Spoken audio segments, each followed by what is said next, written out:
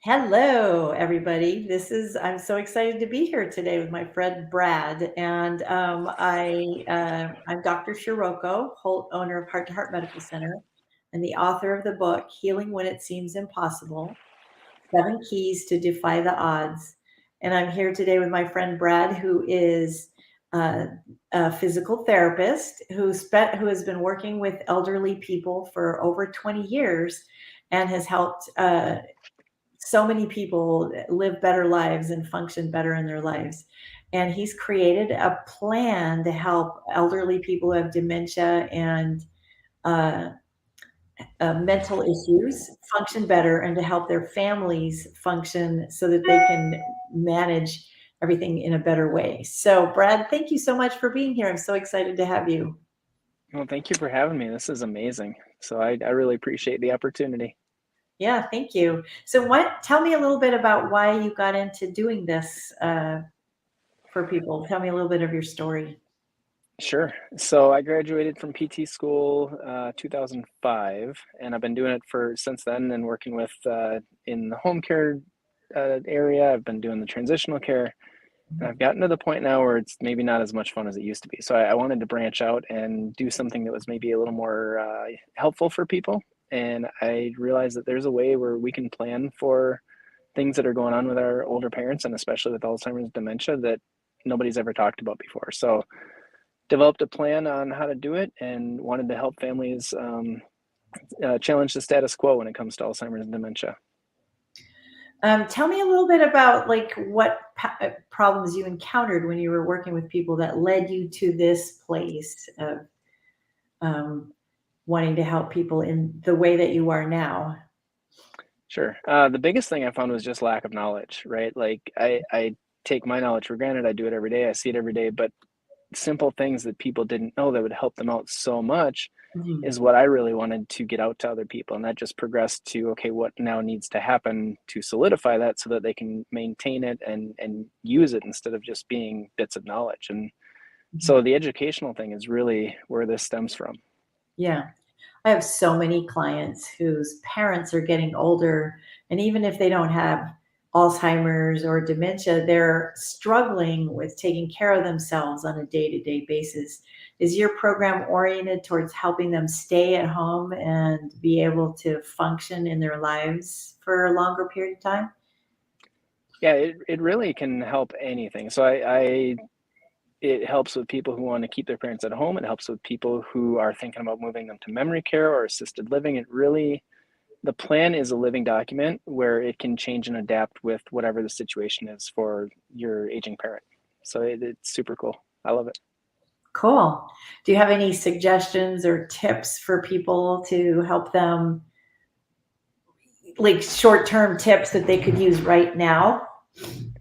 I think there's a couple things that I see that are really big problems. The first is power of attorney, where people don't have a good power of attorney document or don't have it at all drawn up. Yeah. And so then, yeah, so then their parent gets into trouble medically, and now the family can't do much about it because there's no power of attorney document in place, whether it's financial or medical.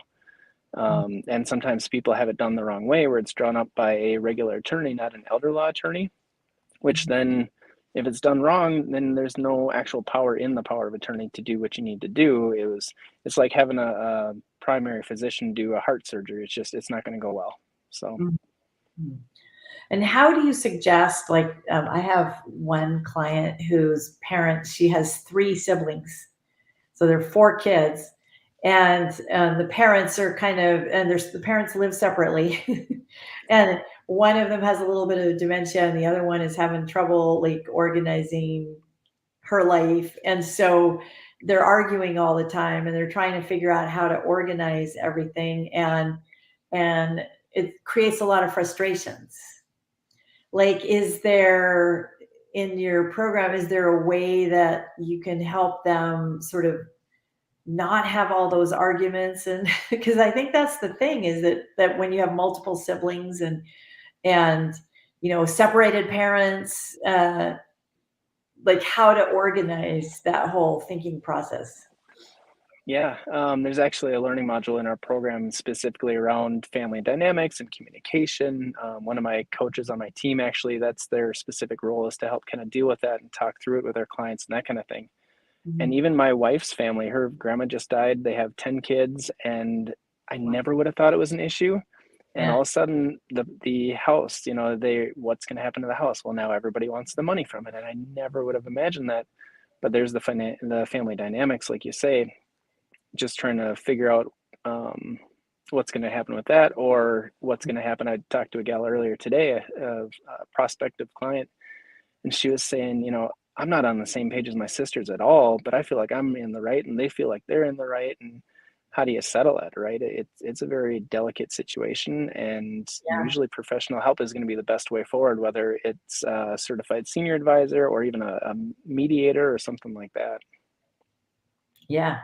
I mean, I think that's what I've seen the most when they come in to see me, which is they're coming for their own health problems. But one of the stressors for my clients is that dealing with their parents and helping them. So it generates a lot of anxiety, and there's always one sibling who doesn't agree with anybody else, who doesn't want to do whatever anybody else says. So your plan or your education of people is to help support them through that as well. Is that correct? 100%. Yep, that is that. And again, that's something that I came up later in the process of me developing the program. Mm. The family dynamics is what really needs to be addressed, and even just the parent-child relationship, right? Like how much that changes, because eventually the adult child becomes the parent of the parent, Mhm. and that dynamic is can be a huge mess too. Yeah. So yeah, so just to plan for that, and really my goal with the actual aging parent plan is what I call it, is to act as a user's manual where you could just lay it out on the table for the family to see and say, hey, this is what's going on. Everybody's on the same page because it's all laid out there. Now, of course, you'd have to communicate with your family to set that all up and be on the same page to create that. But Mm. theoretically, you should be able to give it to a perfect stranger and they'd know exactly what's going on and eliminate some of that family dynamic problem. Right, right. So, and another thing that I've seen that they encounter and is so, I mean, if you if you have people who have thought in advance, or adult parents who have thought, like, before they start losing their faculties, they start thinking about that in advance, that's one thing. But once they start losing their faculties and then talking to them doesn't make as much sense to them anymore, how do you deal with that? Like, what do you do with parents who don't want to leave their home, want to remain in denial about what's happening to them, and don't want to discuss any kind of plan? Like, how do you get to a place where you can get the parents engaged in the plan? Like, what? So my best suggestion is just start small, right? Like if you need to talk about finances and you want to figure out because like my parents, they're not very open about their finances, but I'm sitting here going, I got to know this because if something happens, it's better for me to know ahead of time. But start small, right? So talk about the market. Boy, the market's been down lately. How has your stuff been doing? And you kind of get them engaged that way, and it might be a slower process than you want, but you Mhm. might be able to, and usually can get your foot in the door with that to help talk about some of that stuff. And be patient as much as you can and address it with objectivity and facts instead of emotion, right? So if you can point out, hey, this is what I'm seeing, this is what I'm seeing, this is what I'm seeing, how can I help you? How can we support you with that? That can usually get them engaged and not feel like you're coming at them, but give them an opportunity to be part of the process too. Mhm. Mhm. Cool. Okay. Thank you. Yeah. Um, I have I have one client, and her dad was still, he's like 90, 92 or something, he was still driving, and he drove into a building. Oh no. Yeah. Yeah, I can't remember if what the building was, but he drove into a building and, like, so then knocked down the wall of the building.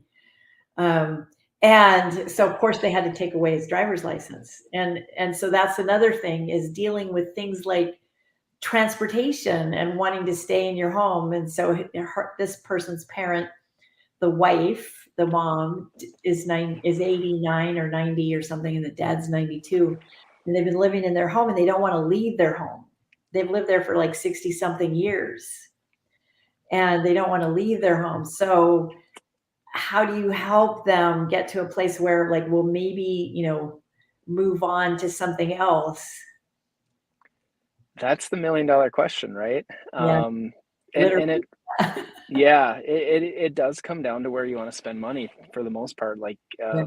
you can either spend money to have all the services in the world to stay at home, or Mhm. you can spend the money to move to assisted living, Mhm. or you're going to have to spend the money to spend down to the Medicaid, so you get the Medicaid to help cover housing and that kind of thing. So for me and my parents, we're choosing to spend as much as we can on them to stay in the home, but it can be really difficult to do that. And at some point, it may just come down to say, hey, we can't do this anymore. It's not financially possible, or it's burning me out. That's one of the bigger things is, people are taking care of their parents and it's just burning them out. At which point, then it's probably a really good time to talk about assisted living, because some caregivers actually die before the people they're caring for because of the stress and because of the burnout and because of everything that goes along with that. Again, it comes down to where you want to spend the money. Mhm. Right. Yeah. Well, and the stress is really a lot. I mean, I spend whole office visits with patients of mine just talking about the stress of dealing with their parents and the level of anxiety that they experience because they want to make their parents happy and they want to help them feel better and they want to not have to be running to their house every other day, or some people have to fly across the country to visit their parents. So there's a lot of elements, and I know that it impacts the health of my patients figuring out how to deal with their parents. So thank you for coming here today. Is there Yeah, any final suggestion or piece of advice that you want to give the people who are listening to you today? sure.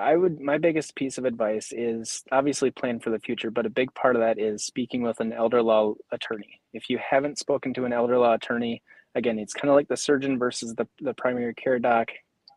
Speak to the specialist, because even if they had their will or whatnot drawn up in the last 5 years, 10 years, rules change, things change, and you might end up in probate once they're gone, or like I say, with the power of attorney not being what you thought it was because things have changed. Get that looked at by an elder law attorney. And that's a part of your program, right? You have a program that's very comprehensive that involves all of the legal elements, but also the self-care and the emotional component. Like you have the whole package in one thing, right?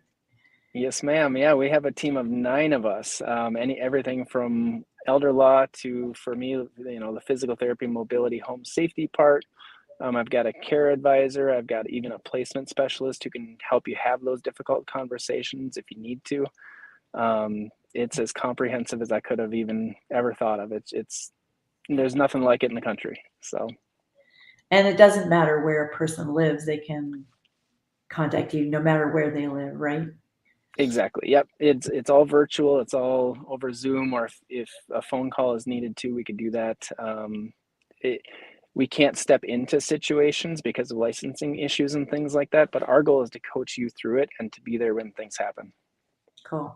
And so across the bottom of the page right here is the parentcareplan.com is a webinar that, or a class that Brad created so that you can get some education if you're interested.